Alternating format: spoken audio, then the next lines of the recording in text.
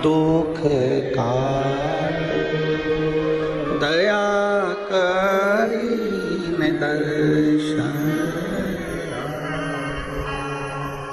एक विषम परिस्थिति के समय पर भगवान शंकर को याद करना, एक विषम परिस्थिति के समय पर अशोक सुंदरी की जगह का स्पर्श करना, एक विषम परिस्थिति के समय पर बेलपत्र के वृक्ष की मिट्टी का स्पर्श करना, या विषम परिस्थिति में घर की स्त्री, घर की नारी, घर की बहन, घर की बेटी, घर की दादी, घर की नानी, घर की माँ, उसके पास में 5 मिनट बैठकर अपने मन में हो रही क्षुब्धता को, अपने मन में आ रही विषमता को प्रकट करें।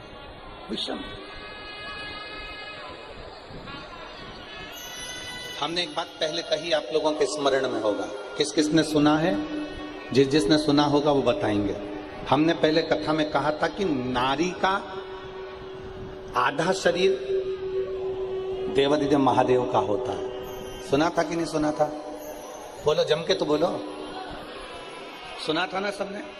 स्त्री का, नारी का आधा जो स्वरूप है, स्त्री का आधा जो भाग है, स्त्री का आधा जो स्वरूप है, वो पुरुष का अर्थात देवादिदेव महादेव का था। कई जगह पर कई लोग प्रवचन में कह देते हैं कि अपनी घर की पत्नी को कुछ मत बताओ।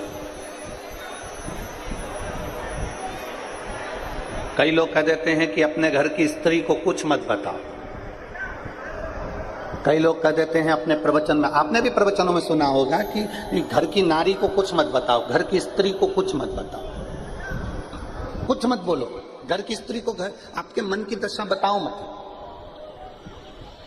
कई लोग प्रवचन में ऐसा कहते हैं, पर शिव महापुराण कभी नहीं कहती।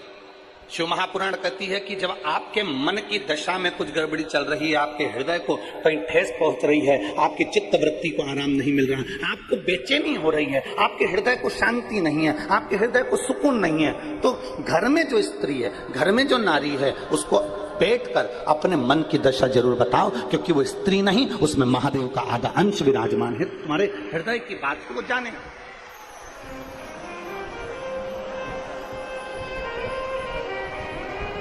आपके हृदय की मनोदशा को वो पहचाने, आपके हृदय की बात को वो जानने का प्रयास करे, उसको कहो।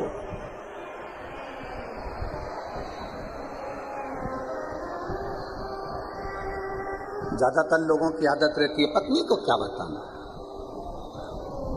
घर की नारी को क्या बताना, घर की स्त्री को क्या बताना। अगर नारी को बताएंगे, स्त्री को बताएंगे तो वो ज्यादा टेंशन में ले लेगी, और टेंशन लेगी तो मुझे भी टेंशन दे देगी। स्त्री को क्या बताना, नारी को क्या बताना, क्या बताना। और शिव महापुराण की कथा कहती है, हलाहल जब विष आया, हलाहल जब विष आया, देवादिदेव महादेव के हाथ में वो विष का पात्र है। भगवान शंकर के हाथ में विष का पात्र है, और देवादिदेव महादेव उस विष को पीने वाले थे। ये पार्वती जी बेटी का चेहरा, अपने स्वामी का चेहरा, अपने पति का चेहरा पार्वती जी देख रही है।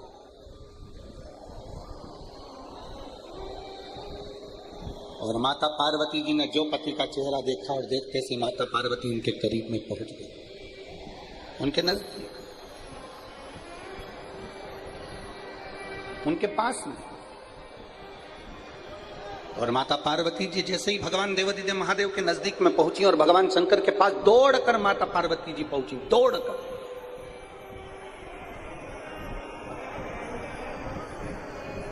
और पहुंचते से ही माता पार्वती जी ने शंकर जी के चेहरे की दशा देखकर भोलेनाथ जी से पूछा कि तुम्हारे हाथ में क्या है, तुम्हारे हाथ में ये है क्या?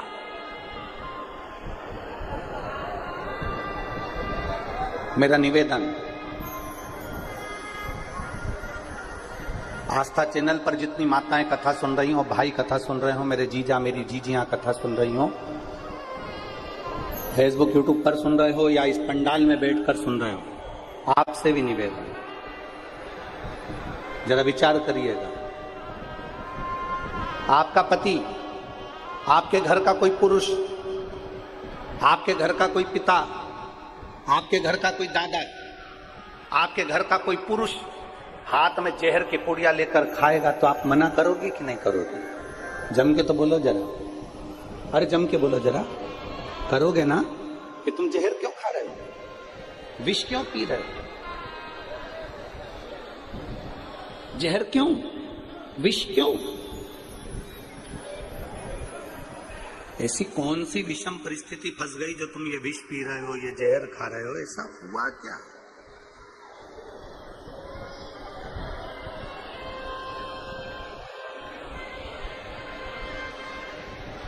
ऐसी विषम परिस्थिति कौन सी है जो आपको जहर खाना पड़ रहा है, विष पीना पड़ रहा है? मेरे देव अधिदेव महादेव, विष के पात्र को अपने पास में रखें, विष के पात्र। और विष का पात्र लेकर मेरे देव अधिदेव महादेव बस पीने वाले हैं, और पार्वती जी उनके पास जाकर पूछ रही है ऐसी कौन सी परिस्थिति आ गई, क्या हो गया? बाबा भोलेनाथ, आप विष पी रहे हो, ऐसी कौन सी परिस्थिति आ गई?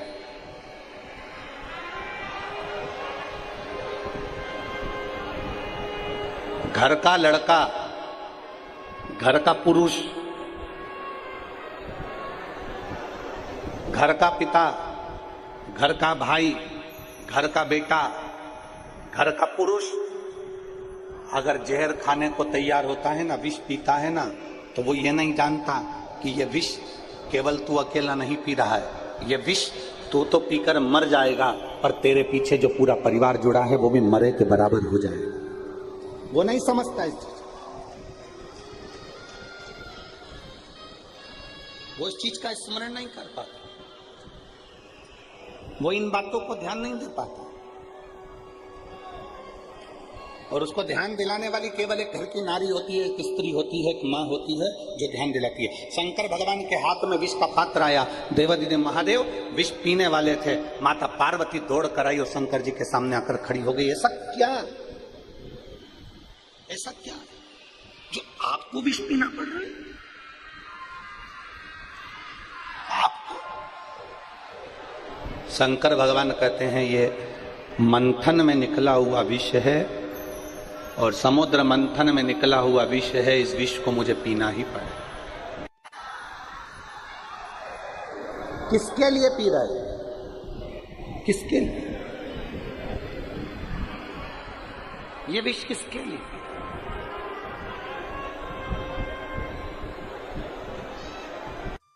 शंकर भगवान कहते हैं कि सारे देवताओं के हित के लिए, सारे संसार के हित के लिए मुझे ये विष पीना पड़ेगा। पार्वती जी कहती हैं इससे संसार का हित नहीं हो रहा है, आपके हृदय में संपूर्ण ब्रह्मांड समाया हुआ है। अगर आप विष पियोगे तो ब्रह्मांड में जितने भी जीव जंतु हैं, जितने जलचर हैं, जितने थलचर हैं, जितने संसार के जीव जंतु आपके हृदय में निवास करते हैं, ये संपूर्ण ब्रह्मांड जो आपके हृदय में निवास करता है, विष पीते से ही सारे जीव जंतु विषैले हो जाएंगे और मर जाएंगे।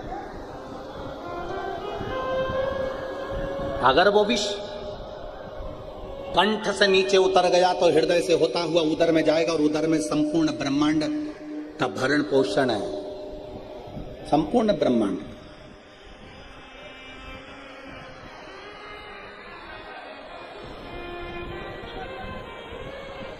उस उदर में संपूर्ण ब्रह्मांड का भरण पोषण संपूर्ण,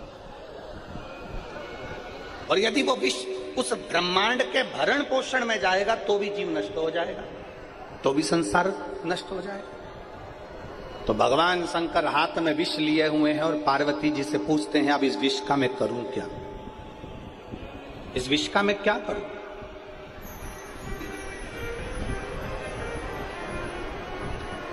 इस विष का मैं करूं तो करूं क्या? माता पार्वती जी कहती हैं आप विष पियो, मैं कंठ में बैठकर इस विष को झेल लूंगी। और कंठ में रहकर अगर मैंने विष को झेल लिया, इस विष को मैं नीचे नहीं उतरने दूंगी, क्योंकि पूरा ब्रह्मांड विषैला हो जाएगा, पूरा संसार नष्ट हो जाएगा, पूरा ब्रह्मांड, पूरा संसार।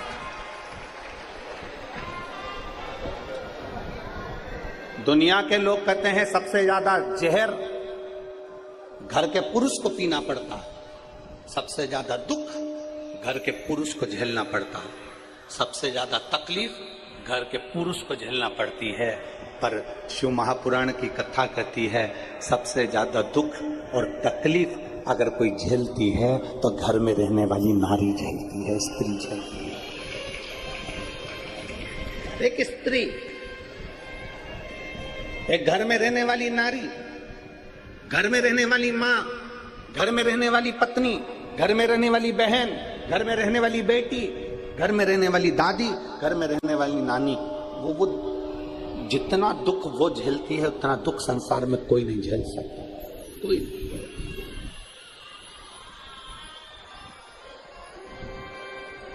चलो मेरी जीजियों, उत्तर देना आप लोग। 16 सोमवार का व्रत कौन करता है, पुरुष की स्त्री? जम के बोलते जाओ जरा। स्त्री। वैभव लक्ष्मी का व्रत कौन करता है? तीज का व्रत कौन करता है? चतुर्थी का व्रत कौन करता है? छठ का व्रत कौन करता है? स्त्री। सोमवार, मंगलवार, बुधवार कौन करता है? स्त्री। अब इसको क्या पड़ी? तुमको पड़ा क्या आखिर कि तुम व्रत कर रही हो? तीज का व्रत करो, चतुर्थी का व्रत करो, पंचमी का व्रत करो, छठ का व्रत करो, हरतालिका तीज का व्रत करो, इसका व्रत करो, उसका व्रत करो, तुम्हें क्या पड़े? पर केवल एक नारी, एक स्त्री ऐसी होती है जो व्रत भी करती है तो खुद के लिए नहीं करती, अपने पति, अपने बच्चे, अपने परिवार के हित के लिए करती है। और तो स्त्री भी व्रत कर रही है तो परिवार के हित के लिए। अगर उसने व्रत भी किया है तो अपने परिवार के, अपने कुटुंब के हित के लिए करा, परिवार। मां जगत जननी माता पार्वती कंठ पर आकर बैठ गई। कंठ, हृदय में पूरा ब्रह्मांड समाया है मेरे देवादिदेव महादेव के, पूरा। पार्वती जी बैठी और हमारा विश्वास कहता है इतनी चिलचिलाती हुई धूप में 46-47 टेम्परेचर में ये लाखों की संख्या में आप लोग आए हो, और इसमें सबसे ज्यादा संख्या मेरी माताओं की, मेरी जीजियों की है, सबसे ज्यादा। और मेरी जीजियों की, मेरी माताओं की संख्या सबसे ज्यादा है। तो मैं आप जितनी मेरी जीजियां आई है ना, ये कथा सुनने भी आई है ना, तो केवल अपने अकेले के उद्धार के लिए नहीं आई हैं, अपने परिवार के उद्धार के लिए। केवल अपने अकेले के लिए नहीं, संपूर्ण परिवार के उद्धार के लिए।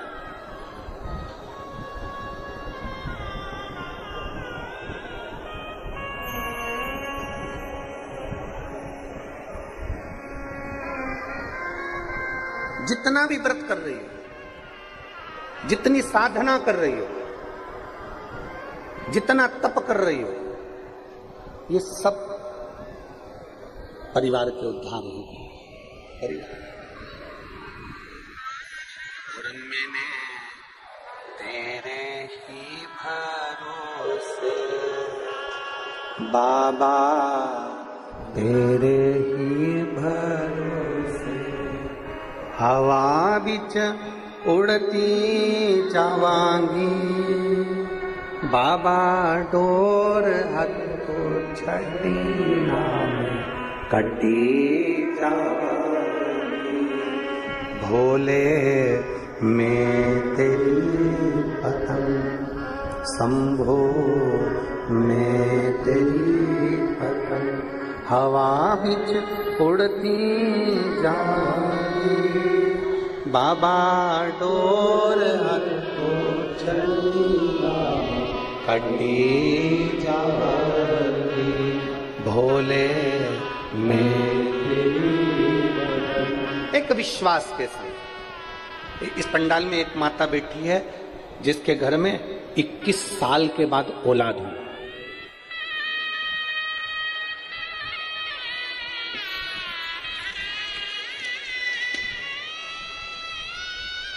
ललिता साहू, नंद कुमार साहू, गणेश नगर, जामुल, भिलाई, छत्तीसगढ़। कहीं बैठी हो तो हाथ हिला सकती है। अगर कहीं बैठी हो तो हाथ हिला सकती हैं। ललिता साहू, नंद कुमार साहू, मोबाइल नंबर ये है, और गणेश नगर, जामुल, भिलाई, छत्तीसगढ़ की रहने वाली है। कहीं बैठी हो तो हाथ हिला सकती है। पत्र को आप लोग एलईडी पर पढ़ सकते हैं और आस्था चैनल पर पढ़ सकते हैं। मैं ललिता साहू, पति नंद कुमार साहू, गणेश नगर, जामुल, छत्तीसगढ़। भोले बाबा की कृपा का मैं क्या गुणगान करूं। 21 वर्ष के बाद बाबा देवादिदेव महादेव की कृपा से, गुरुदेव, ऐसा कोई डॉक्टर नहीं जिससे जांच नहीं करवाई। बच्चेदानी में परेशानी बता दी थी, डॉक्टरों ने बहुत इलाज किया, पर संतान का सुख डॉक्टरों ने भी मना कर दिया। तो दुनिया के लोग 5 साल 6 साल इंतजार करते हैं, मैंने 10 साल तक इंतजार करा कि बच्चा होगा, पर नहीं हुआ। निकलते निकलते 21 साल हो गए, और 21 साल होने पर आपकी कथा पहली बार सुनी और सुनकर सफेद आंकड़े की जड़ का उपयोग करा। जब सफेद आंकड़े की जड़ को कमर में बांधा तब गर्भ नहीं ठहरा, फिर वापिस बांधा, फिर भी गर्भ नहीं ठहरा, तीसरी बार फिर बांधा और बाबा की कृपा से गर्भ ठहर गया, और 21 साल के बाद मेरे घर में पुत्र रत्न की प्राप्ति हुई। ये शिव तत्व है, ये शंभु, ये अवघड़ी। कहीं बैठी हो ललिता साहू, पति नंद कुमार साहू, गणेश नगर, जामुल, छत्तीसगढ़। कहीं बैठे हो तो बच्चे को लेकर आप व्यासपीठ पर आ सकते हैं। एक विश्वास की दृढ़ता देखिए। अब हम आपसे पूछे, जितनी माताएं बैठी हैं, मेरी जीजियां बैठी हैं, आप बताओ ईमानदारी से, 21 साल शादी को हो जाए और औलाद नहीं हो तो आशा रहती है क्या फिर? अरे बोलो तो जम के। नहीं, लोग सोचते हैं अब क्या होगा, अब तो 21 साल शादी के हो गए, अब क्या संतान हो, अब क्या औलाद हो, अब क्या संतान का सुख हो। पर उसने एक बार जड़ को बांधा, नहीं हुआ, दूसरी बार जड़ को बांधा, नहीं हुआ, तीसरी बार जड़ को बांधा, पशुपतिनाथ का व्रत किया, शंकर जी के मंदिर में स्तुति करती रही कि अब जो देगा मेरा देव अधिदेव महादेव। भरोसा दृढ़ करो, विश्वास दृढ़ करो। और जब भरोसा पक्का हो जाता है ना, विश्वास दृढ़ हो जाता है ना, जब एक दृढ़ता बन जाए, एक भरोसा हो जाए, एक विश्वास पक्का हो जाए, तो मेरा महादेव देता जरूर है, थोड़ी देरी कर सकता है पर झोली भरता जरूर है, निश्चितता। अच्छा, अब आप लोग बताओ, ये चिलचिलाती हुई धूप में 46-47 डिग्री टेम्परेचर में आप बैठे हुए कथा सुन रहे हो, अच्छा संत साधु भी इतनी चिलचिल्लाती हुई धूप में अपनी झोपड़ी में, अपनी कुटिया में रहता है, पर उससे बढ़कर तुम हो जो चिलचिलाती हुई धूप में भगवान शंकर की अविरल भक्ति को पाने के लिए भर इस गर्मी में बैठे। कार्यकर्ता तो चिल्लाते रहेंगे, पानी का पाउच फेंकते रहेंगे, और तुम पानी के पाउच के चक्कर में ये कीमती हीरे को छोड़ दोगी, और बाद में 7 दिन ऐसे निकल जाएंगे और दुनिया की झोली भरा जाएगी और तुम्हारी झोली खाली रह गई, तो बाद में पछतावा होगा कि मेरे अमलेश्वर में कथा हुई और मेरी झोली खाली रह गई। चिल्लाने वाले चिल्लाएंगे, कार्यकर्ताओं का तो काम ही यही है कि वो किसी ना किसी तरह से तुम्हारी कथा को सुनने से डिस्टर्ब करेंगे, उनका काम ही यही है, कभी इधर से चिल्लाएंगे, कभी इधर से चिल्लाएंगे, क्योंकि 1 बजे कथा चालू होती है, अगर सुनने वाले को अगर रुचि हो ना, सुनने वाले व्यक्ति को अगर रुचि हो तो सुबह 2 घंटे पहले आ सकता है, पर 1 बजे आएगा, सबको दबाएगा, धमकाएगा, चिल्लाएगा, चोट करेगा, तब अंदर घुसने का प्रयास करेगा। ये तो आदत है इन लोगों। कोई कहेगा हमारे रिश्तेदार, कोई कहेगा हमारे रिश्तेदार, हमारा निवेदन है, तुम्हारे रिश्तेदार है तो इनसे 5 लाख रुपए लेके बताओ, अभी के अभी 10 लाख रुपए लेकर बताओ अभी की अभी। अगर तुम्हारे रिश्तेदार है ना तो 10 लाख रुपए ले आओ और कहो कि इन सब जितने लोग बैठे हैं इनको मैं पानी पिलाऊंगा 10 लाख का, चिल्ड वाटर। उसमें क्या दिक्कत है? इनको आने दो, उनको आने दो, उनके चक्कर में तुम भी कथा नहीं सुन पाओ, कार्यकर्ता भी पानी का पाउच फेंक रहा है। कल एक महिला का चश्मा टूट गया आंख का, और चश्मा टूटा तो टूटा, उसका कांच उसके आंख के पास में चुप गया। तुम्हारा क्या जाता है, तुम तो फेंक दो।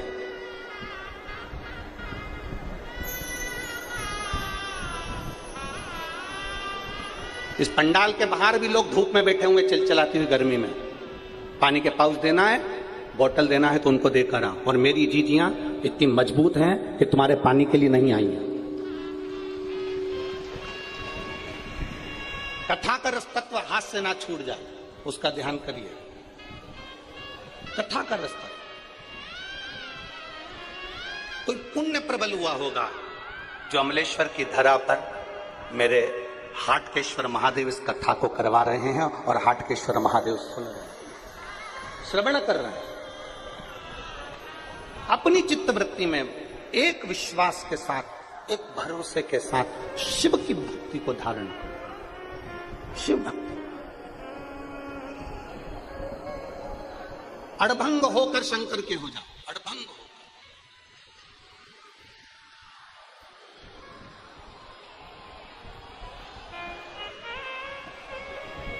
समर्पण शिव पुराण है।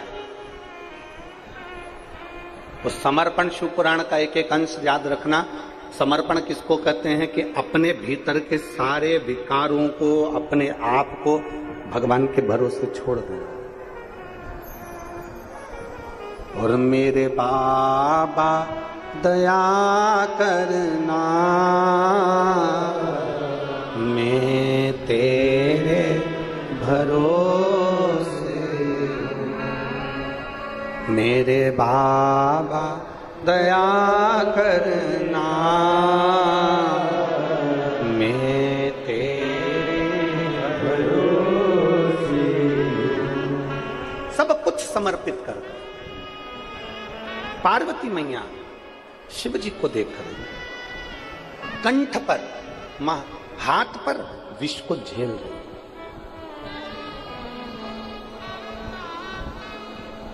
विष को स्त्री, नारी, माता वो तत्व है जो तुम्हारे भीतर के आधे से ज्यादा दुख को वो झेल लेते हैं। आधे से ज्यादा एक स्त्री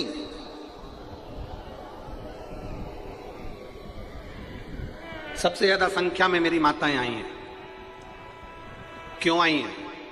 परिवार के हित के लिए। क्यों आई हैं?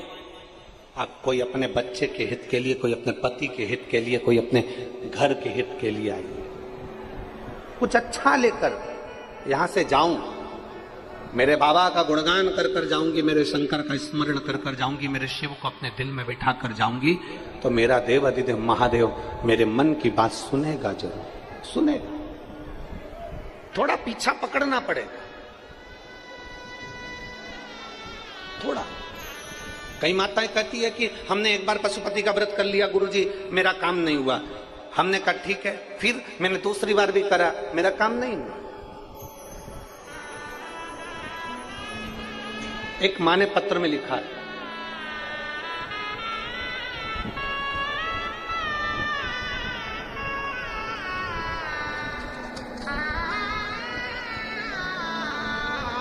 मेरा नाम राधिका यादव है, मेरे पति का नाम श्याम यादव है।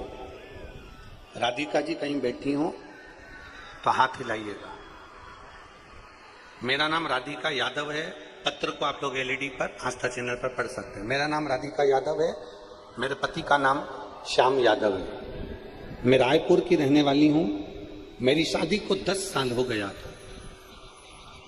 कहीं बैठी है तो हाथ हिला सकती है। मेरी शादी को 10 साल हो गया। मेरी कोई संतान नहीं हुई थी। केवल 10 वर्ष में बाबा के द्वार तो नहीं गई, पर डॉक्टर और ना जाने कितनी कितनी जगह थी जहां जाकर मैंने प्रार्थना करी, तो भी मेरा गर्व नहीं टेका। गुरुदेव, 2022 से आपकी कथा सुनना प्रारंभ किया।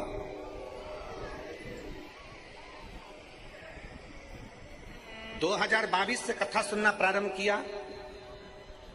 आपने पशुपतिनाथ व्रत करने का बोला, सफेद आंकड़े की जड़ बांधने का बोला, मैंने सब कुछ किया, मेरी संतान नहीं। गुरुदेव, अब उस बहन ने जो लिखा है वो जरा लाइन पर आप स्मरण करिएगा। अगर आस्था चैनल पर पढ़ रहे हो तो उसने लिखा, पशुपति व्रत किए, हो सकता है कि बहुत सारी गलतियां हो गई हो, इसलिए मेरे बाबा ने मेरी गोदी नहीं भरी। हो सकता। फिर उसने लिखा, मैंने व्रत करना बंद नहीं कर, 3 महीने का गैप करती, फिर व्रत कर लेती और बाबा को जल चढ़ाती रहती, विनती करती, बाबा के चरण धोती, मंदिर साफ करती और बाबा को प्रणाम करती कि मैंने सुना है कि तू दिए बिना रहता नहीं है, तो फिर मेरी झोली भी भर दे बाबा। 1 साल मैंने इंतजार करते करते निकाला, तब बाबा की कृपा से मेरे घर में 2023 में संतान की प्राप्ति हुई। मैंने पीछा नहीं छोड़ा।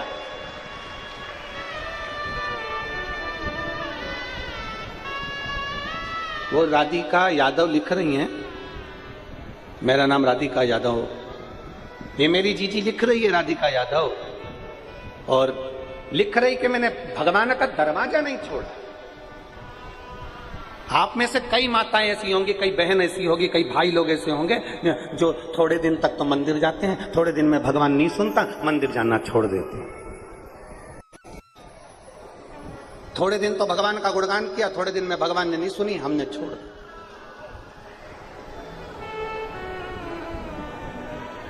थोड़े दिन तो परमात्मा के दरवाजे पर गए, थोड़े दिन में नहीं सुना, हमने छोड़ दिया।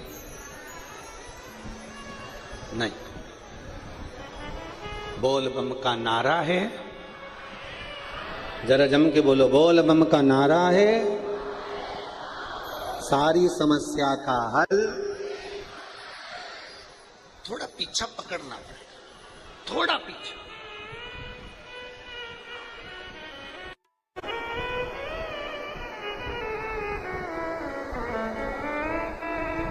और जब तक पीछा नहीं पकड़ोगे कुछ नहीं, कुछ। और जिद किसी दूसरे से नहीं कर रहे, पीछा किसी दूसरे का नहीं पकड़ रहे हो, जिद किसी दूसरे से नहीं कर रहे हो। इतना याद रखना, जिद आप अपने बाप से कर रहे हो, भगवान भोलेनाथ से कर रहे हो। जिद किसी दूसरे से नहीं कर रहे, आप किसी दूसरे के आगे हाथ नहीं फैला रहे, आप किसी दूसरे से जाकर विनय नहीं कर रहे। आप विनय कर रहे हो तो अपने पिता देवाधिदेव महादेव से कर रहे हो, भगवान।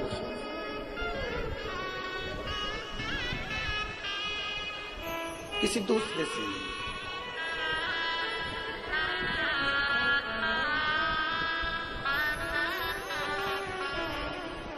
और रिश्ता तेरा मेरा सबसे प्यार, रिश्ता तेरा मेरा सबसे प्यार, तू मेरा बाबा, मैं हूँ तेरा लाला, मैं हूँ तेरा लाला, तू मेरा बाबा, मैं हूँ तेरा लाला, मैं हूँ तेरा लाला। किसी दूसरे से जिद नहीं। और अगर आस्था चैनल पर माताएं सुन रही हैं कथा, तो मैं उनसे निवेदन करूंगा, और जितने पंडाल में सुन रहे हैं छत्तीसगढ़ की इस पवित्र अमलेश्वर की भूमि से, जब तक झोली ना भर देना तब तक उसका दरवाजा छोड़ना मत, देगा जरूर, ये पक्का। रोज जाओ शंकर के मंदिर में एक लोटा जल चढ़ो, अपने नजदीक में शिव महापुराण की कथा हो तो उसको सुनने के लिए जाओ। करोड़ों गुना पुण्य इकट्ठा होता है